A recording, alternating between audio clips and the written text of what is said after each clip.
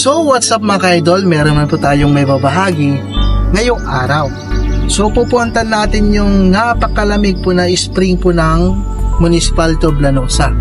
Yun po yung tinatawag nilang Silop Cold Spring. Ayan. So saan nga ba matatagpuan ito mga idol? Siyempre sa Barangay Gamutan. Ayan, nasasakupan ng Llanosa. So ang kagandahan kasi dito mga idol, halos dinadarayo po yung mga malalapit na barangay at hindi lang doon kasi alam nyo kung bakit, sa sobrang lamig po ng tubig doon, alam nyo kung ano po talaga yung pinaka maganda talaga doon, yung talagang mare-refresh ka talaga mga idol.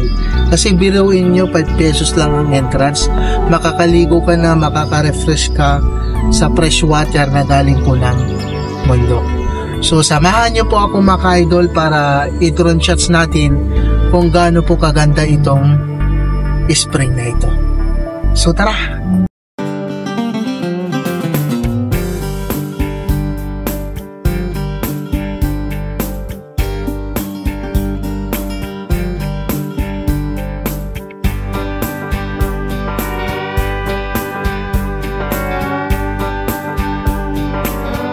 At eto na nga tayo mga idol, nakarating na po tayo dito ngayon sa ating destination. Tignan nyo naman, napakaraming puno at saka napakalamig at napakaganda itong Silop Cold Spring na ito. Ayan, tignan nyo naman po.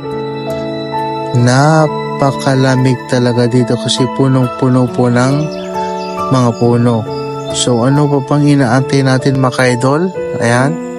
Sa mga hindi pa po nakasubscribe dyan, baka pwede naman pa-subscribe na lang din po ako idol para lahat po ng video ko is updated mo. Ayan, pwede kayong manood. So hanggang sa muli po mga idol, maraming salamat po sa inyong panonood. God bless.